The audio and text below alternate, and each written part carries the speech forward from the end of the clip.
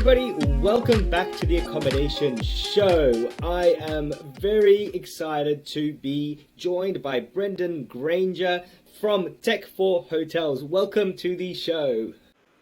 Hey Bart, thanks for having me. I've been very much looking forward to talking to you on this episode because we're both tech lovers, we're both from the tech space, we have a lot of sympathy and probably empathy for each other's roles and what we do in the industry, but also because of today's topic. It's one that I haven't seen anyone really talking about in depth, because we'll be talking about bringing your own device to a hotel. It's a growing space. It's super exciting. But before we get into it, Brendon, first of all, thanks for joining me. And second of all, I'd love you to introduce yourself. Let everybody in the audience know who you are, where you're from, and what you do in our industry. Thanks Bart. So as you said, my name's Brendon. I've got a company called Technology for Hotels. I've been in the industry for a long time, since 1984, in one way or another. I worked in hotels. I've worked for a number of different vendors in the technology space. I formed Technology for Hotels in 2010. Literally, it's a culmination of my passion for hotels, my passion for technology, and my passion for helping people. So I brought all of that together. We provide some technology products, but what we do these days is we act as a technology concierge. So we actually, talk to hotels about issues that they have, and then we'll point them in the right direction. It could be a digital compendium, it could be digital ordering, it may be a pre-arrival solution. So we, like a concierge, if you went down and said, hey, I'm looking for a good restaurant, they'll ask you, do you want Italian, French, German? We do a similar thing. And we actually connect people. So we act as a bridge, someone's described it as. Yeah, look, absolutely crucial role because, as you all know, technology is changing so fast, and you need a confidant that you can turn to and say, hey, what do we do? This is our problem. Because there's not enough time in the day to look at all the different solutions and know what's going to be most appropriate. Yeah, that is a very good point, because we find, even more so at the moment with staffing issues that, hoteliers are just so short on time. There's a lot out there, a lot has changed. And we make it our role to basically, stay abreast of what's going on. We don't know every single thing, but we're pretty well connected and be able to say, well, this supplier is doing this and this is moving this way. And, would you actually put a digital compendium on your TV these days? Probably not. There are better solutions that will, give you a better return and be better for the guest at the end of the day. It'll be better guest experience. So yeah, that's what we do. Yeah, and I think that's a good segue into the next part of what we're actually going to talk about today. Okay, so what we did is we had a bit of a chat a while ago, and we talked about sort of the gamut of technology and how things are changing within this space, and how COVID has changed the landscape in terms of technology. And there's so many things to be considered when we go into this space. And what we landed on, as you said, let's talk about bringing your own device. Now, I've got my opinion as to why this topic is really exciting and really important. But I'd love to hear kind of from your perspective, like why are we here? Why are we talking about bringing your own device? You mentioned the pandemic. I hate to bring it up, but there's some negatives and positives out of it. And for our industry, which has the reputation of lagging behind from a technology point of view, I think the pandemic has really pushed us ahead. McKinsey estimates, somewhere between 7 and 10 years, we've leaped forward over the pandemic. What we've seen is that our guests are more tech savvy. Zoom has become a verb during the pandemic. It's now got its own place in the dictionary. Everybody knows how to use QR codes. People are more familiar with their own device. And I think we can take advantage of that in the hotel industry to allow guests to do more for themselves. Now, other industries have been doing it. We point to the airline industry. They've been allowing us to do, what I would call pre-arrival check-in for years. You do it on your computer. We could, in hotels, we have not really offered that. A couple of hotels have, but across the board, we haven't. And guests are now ready for that. So some of the technologies that we can allow guests to take advantage of, as I mentioned, pre-arrival check-in. So a guest gets sent an SMS or an email before their stay, and they literally log on, or they use a web browser to check themselves in. So all of the paperwork, that could be signing a digital registration card, providing a form of ID, providing a form of payment, all done before they arrive at the property. It's great from a guest point of view. You know, if you're a regular traveler, when you arrive at a property, generally you just want to get up to your room and relax and unwind, even if you're a leisure guest. So some hoteliers still think that check-in process is actually a warm, inviting and welcoming process. Generally, it's not. And so from a guest point of view, they're quite happy to do what they can before they arrive. Then once the guest does arrive, there are lots of options that are coming out. Mobile key is one. It's been around now for about 10 years. You know, chains like Hyatt, Hilton and Marriott have had reasonable take-up, mainly in people within the loyalty program. One of the reasons behind that is because at this point, generally, you still need to use an app, like a downloaded app, on your phone to actually open the door. So in the US, where it's been more popular, of course, you know, a lot of things work in the US that don't necessarily work outside, and that's because you've got a large concentration of, you know, Hyatt, 75% of the hotels are North American. So loyalty members of their program have a wide selection of hotels, happy to download the app and use it, and I think it's very similar with Hilton. We will see mobile key obviously progress. There are some great door locks that are available now that will either use mobile key or just a PIN code. So for smaller properties, you know, they can retrofit those door locks. They can simply SMS a code to the guest to let themselves in. You know, so I think that's a really good thing. You've said that the adoption of using your own device has been accelerated, and you said by that 7 years because of the pandemic, and because of the need to use our devices for QR code check-ins to venues and that sort of thing. I know that there's also sort of a blended sort of approach where you could have your own device in the real world, and then you also have things that we call kiosks. And a kiosk, for those that don't know, think about McDonald's, think about, you know, ordering food from a kiosk, and I think even a lot of airlines are now doing kiosks as well for that check-in process, and that you don't really interact with one human. Or when you're checking out your groceries, also it's kind of a kiosk type format with that. So I really want to, I'd like you to explain why are we choosing to separate out, bring your own device, and focus on this as being now like that real opportunity as opposed to kiosk. Yeah, that is a really good point, Bart. Kiosks are there, in my mind, for people who have booked through an online travel agent or something, and they arrive at so they haven't been offered pre-arrival check-in, so they arrive at the property, and a kiosk allows them to check themselves in. When I've seen them in the best format is generally you have, you know, the kiosk as the sole means of check-in, and you have, you know, what hotels generally call some ambassadors to help people. It's normally a fairly simple process, but you know, if it's somebody that's slightly older, they may not be 100% comfortable. That person can easily guide them through it. I've used them myself. Generally, it's, you know, surname, reservation number, bang, bang, bang. You can be checked in within about a minute.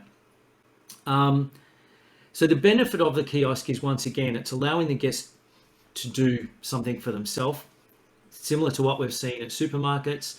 And I think the ratios will probably be the same. You know, you've got probably 80 to 90% of people doing that self-checkout at a supermarket, and the good old 10% that still prefer to, you know, go through the man checkout. That'll probably be a similar situation in the hotels. A couple of people of late have said, though, do we really need the expense of a kiosk?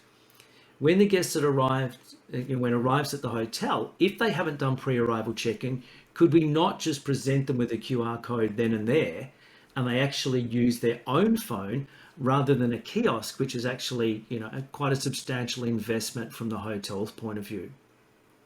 I haven't seen it done, but there are, I'm talking about a fairly large hotel chain, that just came to that mindset in the last couple of weeks. They were looking at kiosks and now they're thinking, hang on a second, the guest has got everything that they need on their own device. Why don't we just allow the guest to do it? And that's very true. I mean, you need a key encoder, obviously there, and you need an FPOS machine or a card reader, but the guest can complete most of the process. They probably get to about 80%, 85% on their own device. And then it's just the payment and the key. Well, actually, they don't need, from a payment point of view, they can do that on their own device. It's just the physical cutting of the key.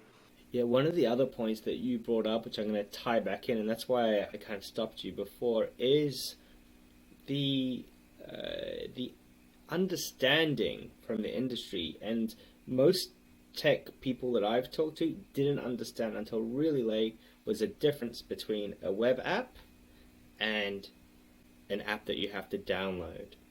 And there was a huge because apps were super popular, right? Like, you'll know as well as I that we could go and sell apps to clients for like hotcakes. So yeah, I want an app because everybody's getting an app.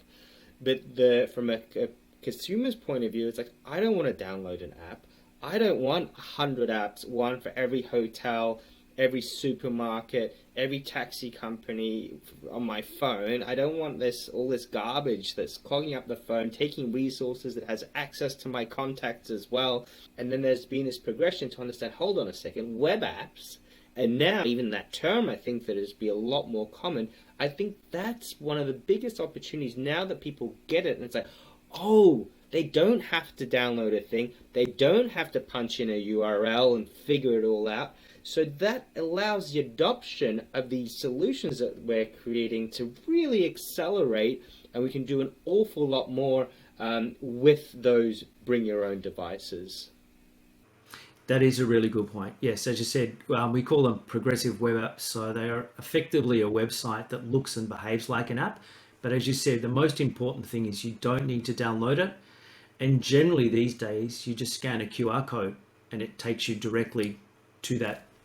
It takes you to a URL, but a QR code is a much simpler way to do that. We'll talk a little bit more about it, I suppose, when we get to compendiums as well, because a lot of those solutions, have multiple pages, and a QR code can take you directly into something like, minibar on demand or poolside ordering without having to go through the whole app itself. But that is a big point. I mean, it's fine if you are a very loyal chain member, but even then, you may not stay at the same brand when you go, when you travel on leisure.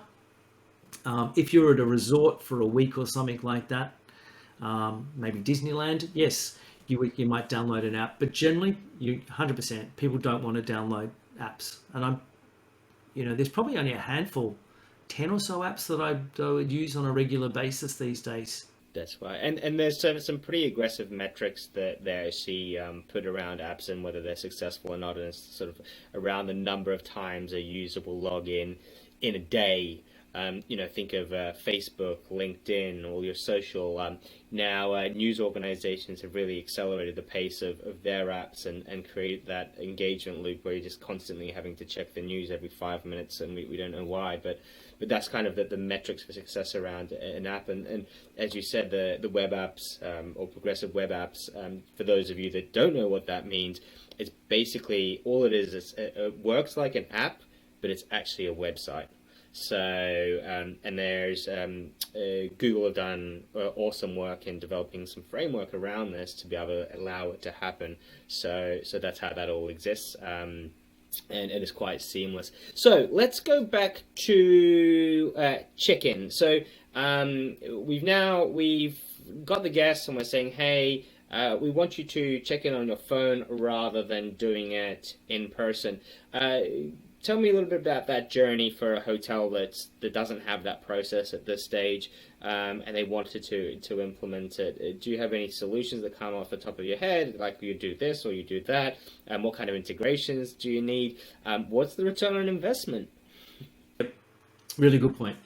A lot of the property management systems now, obviously the web-based solutions actually have a guest portal, and part of that solution is the ability to provide the guest or allow the guest to do pre-arrival check-in. If you don't have that option, then there are third-party, software as a service tools that can provide a two-way interface with your property management system. And they're done literally normally as a fee per room per month. So it's not a maybe a 1 year subscription. As you said, the most important thing is that it is a progressive web app. It's not something that the guest needs to download, because that is a barrier to the guest actually taking up that service. When it comes to return on investment, a lot of it is actually generated through upsell mechanisms. So I can think of a third-party solution that has a two-way integration with Oracle, for example, used at a number of hotels in the US and a couple here actually as well. They are seeing somewhere around about a 25% increase in guest spend, because they're offering things like early check-in, allowing the guest to upgrade their room from a standard queen to a king. They're letting the guests know that they have valet parking for an extra $10 or $15. They can offer, we can pop a bottle of wine in the room with some chocolates for an extra $50. The take up is amazing. And as I said, the hotels are seeing around about a 25% increase in the guest spend as a result of those upsell options that they're being presented to them. So when we're going to this check-in, this process, right? So we're thinking about this, and we might already be actively engaged in getting the check-in.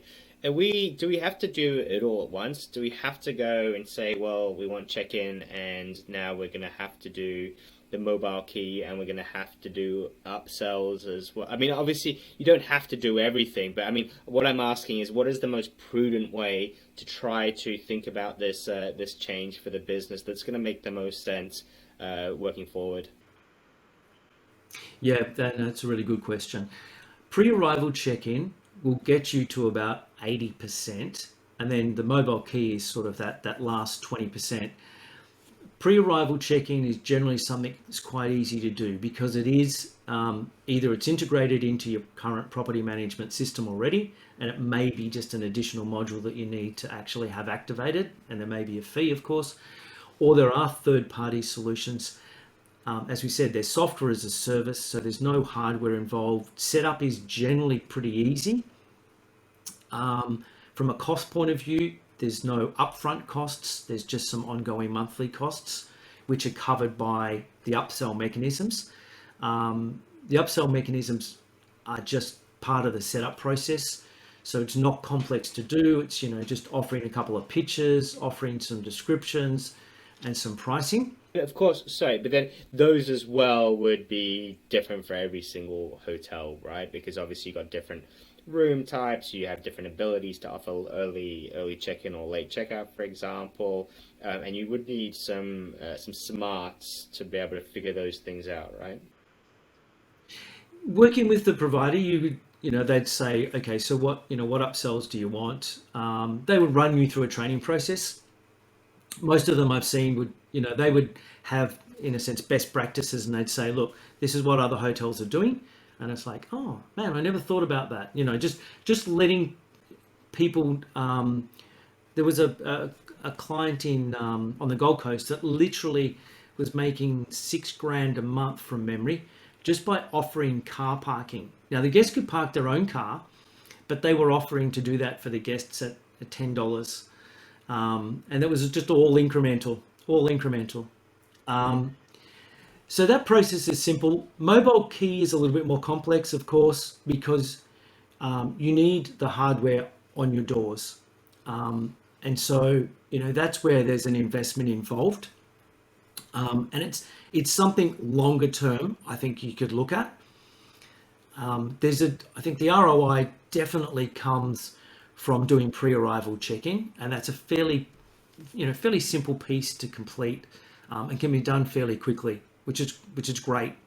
And then just in terms of just to finish off that check-in piece, we're grabbing, of course, the guest details. We're grabbing ID and we're grabbing credit card numbers as well. And then obviously sign off in terms and conditions. Are we doing all of those steps or are we doing some of those steps? You can do all of those steps, all of that at the same time. So even if the guest is booked via an OTA, for example, and you've got a temporary email address, you've actually sent it to them. You could, the information that you request is completely tailorable to the property. So you could make it mandatory that the guest actually provides their own email address, their mobile phone number. You want to make sure if you're looking at a solution that you have the flexibility to put your own branding on it, but also to be able to ask specific questions. Just as an example, like in Melbourne, I think September last year, hotels were allowed to accept guests as long as they didn't travel more than 25 kilometers to stay. And so, you'd want on that pre-arrival check-in a box where the guest actually ticks and says, I did not travel or I will not travel more than 25 kilometers. So you need the flexibility to be able to tailor the solution. Some of the inbuilt solutions on property management systems I've seen have been a little bit less flexible in their tailorability and their branding. So that's why some people have gone with a third-party solution just because of the flexibility. One of my top tips when you're going through and you're doing this, be simple as best. Don't overcomplicate it all. Quite often people get really overwhelmed by trying to. Wouldn't it be great if we knew about all of our, all of the wants and needs of our guests before they check in? It's a nice dream, but it's almost like what we were talking about before, that you're downloading an app and you're making it really a nightmare for someone to interact with what you're actually doing. So great. So we've gone from there. So then we get the mobile key. And then we're going to get into the room. So the mobile key, was there any other points that you wanted to bring up about that technology? You talked about return on investment being interesting to justify at this current time. Are there other things that we want to think about? Look, I think with mobile key, it's a little bit of watch this space. Hyatt are trialing with Apple at the moment using the Apple Wallet. And the advantage there is that once you have the mobile key in the Apple Wallet, you don't need a third-party app to actually use it, which is great. But there's somebody made the point the other day, what is the business model between Apple and the hotels? Apple, I believe, are proposing to charge, every time that the key is used. So you can imagine the kids going in and out of the room using the mobile key, and Apple's going $1 thank you, $1 thank you, $1 thank you. It's not going to fly from a hotel point of view. We need to get to the point where it's a set cost per room per month. The other thing with the Apple technology, it's using NFC. Believe it or not, NFC is fairly new, so that's what we call near field communication. Historically, I'm getting a little bit technical with mobile key. Most providers were looking at Bluetooth low energy. So I suppose in summary, what we're seeing is a change of technology potentially, and some door locks that have been installed may not actually support NFC, but support BLE.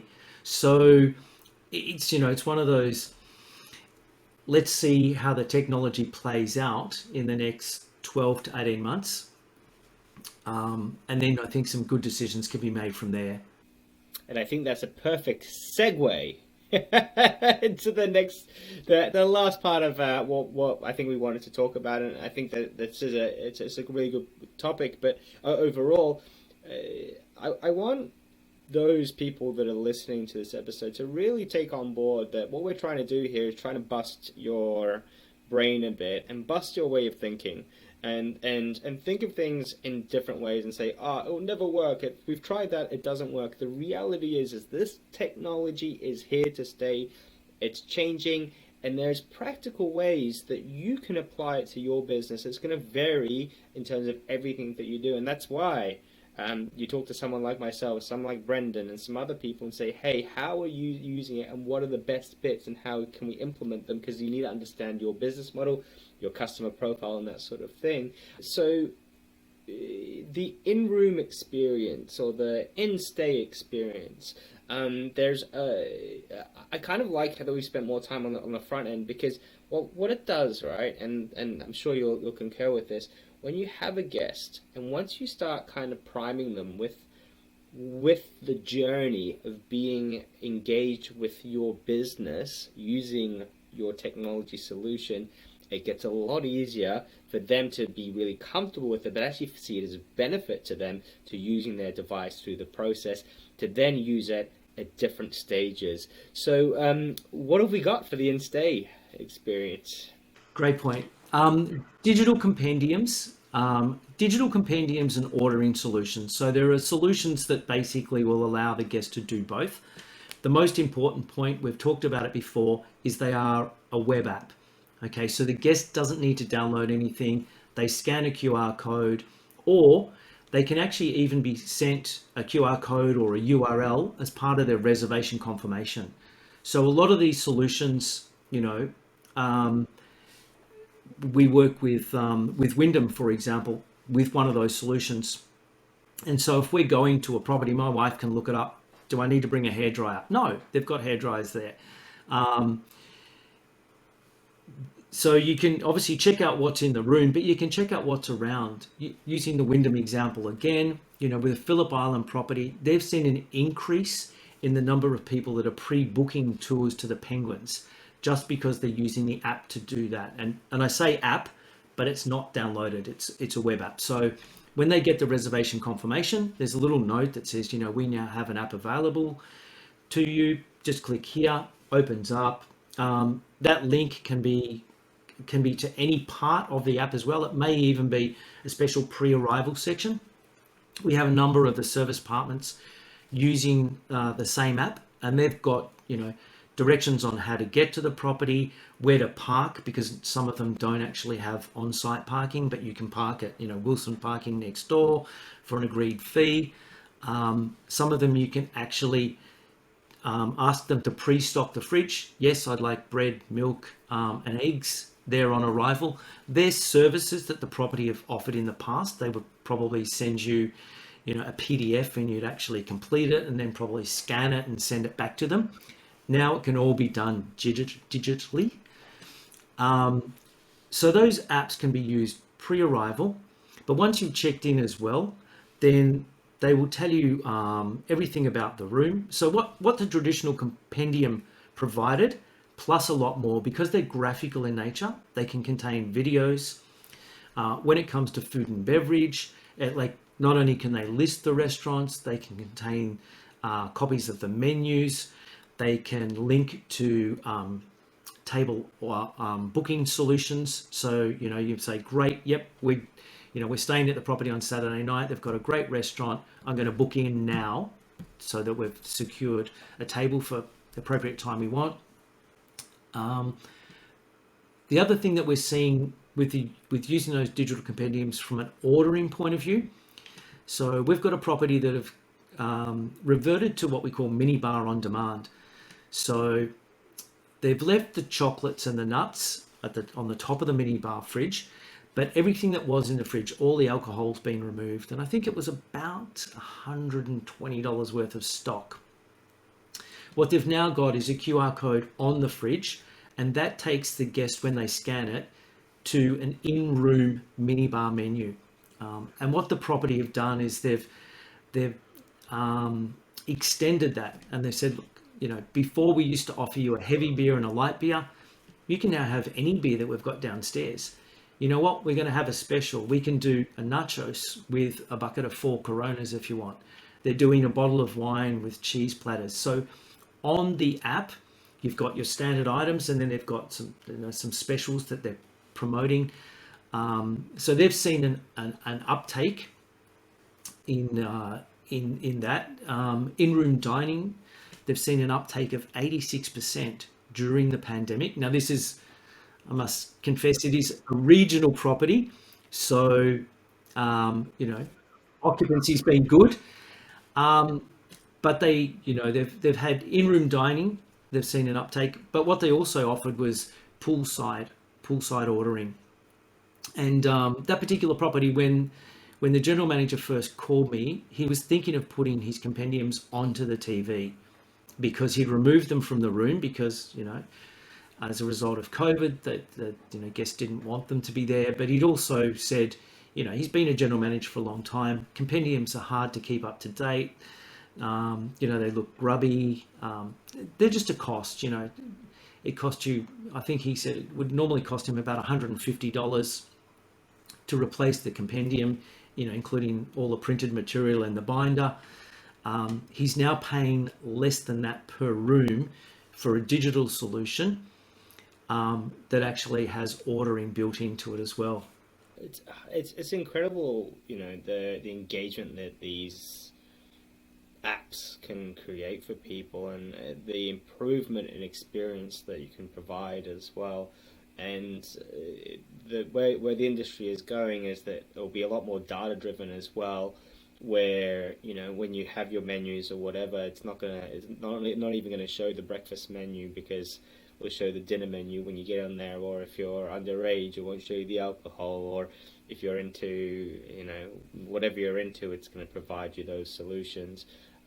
So it's incredible where that's going. One other little tip that kind of came to mind as well, and as you were talking, if you do want to use QR codes and you want people to engage with your apps, make sure that on your signage you say that it's a no download app. And I've actually seen this in the table ordering space, and this is one of the biggest barriers of people using the app, because they look at the sign and I don't want to download an app, but I want the functionality of an app because I want to order my food. They don't want to download it. So actually spelling it out will increase the uptake of people using that particular solution. That's a little tip that I've picked up in my time. The last little bit that I wanted to ask you about, now we've talked about these different solutions, and I think that the mind boggles, right, with the different possibilities. We may think, oh, you know what, I don't have a restaurant, or I can't offer this particular service, or all right, I want to get a compendium, but is it going to integrate with my PMS? And then what about my accounting and the QuickBooks and the whatever solutions that we're using, or the MyOb? So then once again, it's quite often these projects, in my view, they become huge. They become really big, and we've got to do all this stuff, and then it really inhibits the real startup vibe of these apps. And the way it should be done is we should be going out there, trying out these things, because you know what? As much as you and I have got some ideas, we're not guaranteed that they're going to work for every place, but we can give good guidance. Would you say it's okay to pick up just the digital compendium part and to have that not integrated, or do you have to have everything integrated, or does it just depend? No, that is a very good question. Digital compendium on its own, obviously, as we said, I think we've talked about it before.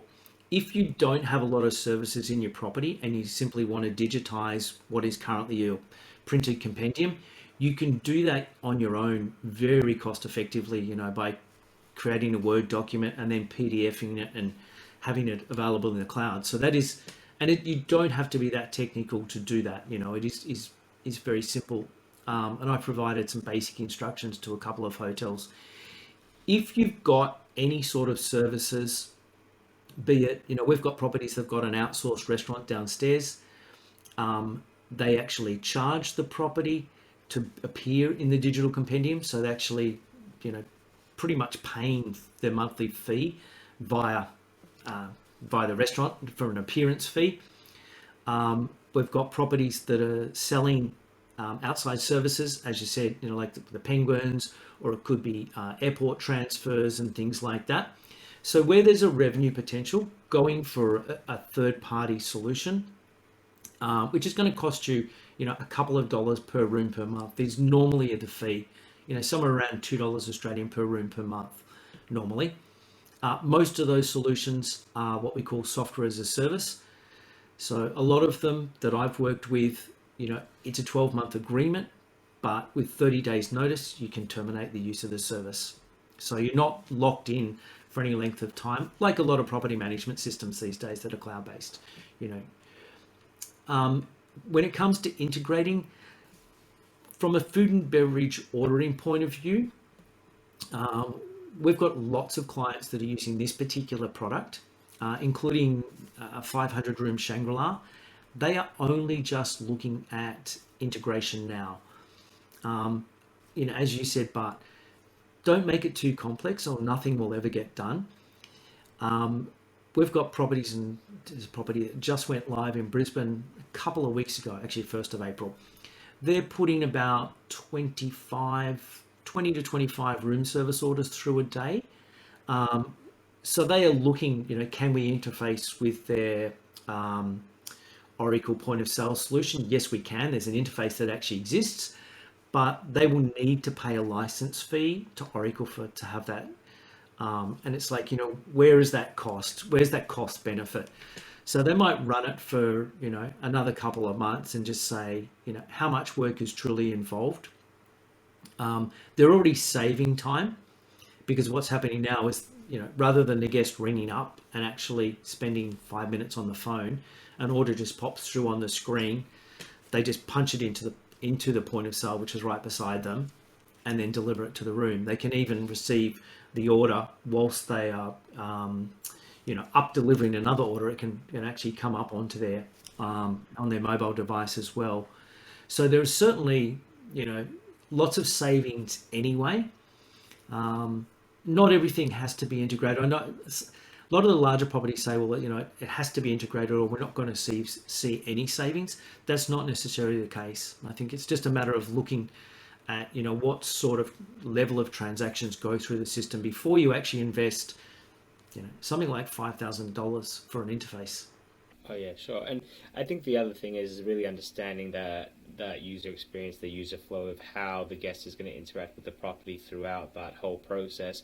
And I think that also when you're trying to map that out, if you're trying to map it all out, then implement it all, have it all integrated at the same time, and have it all work from day dot. No matter how much testing you do, like you said with those blinds, they didn't see that problem happening, and then all of a sudden it cost them a fortune.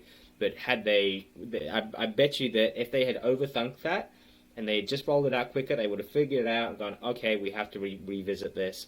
But the benefits are absolutely huge, and this is here to stay. The tech in hotels, tech in hospo, it's here to stay. People will be begging for it because they will see it as the way that we interact with the world. So I definitely recommend it. Look, Brendon, I'm aware that we're coming to the end of the episode, so I'm gonna wrap us up. The topic's fascinating. I think we're both big fans of the idea of bringing your own device. I'm looking forward to seeing how that progresses over the next few years, and how people actually pick up those devices and how they use them. You're a pleasure to talk to. I can tell the way that you think. I can see that you're always thinking a few steps ahead, and I can see it being a huge benefit to someone to contact you if they what we're thinking in this particular way. Tell people, how do they reach out to you and get your services, and also what kind of client size do you work with typically?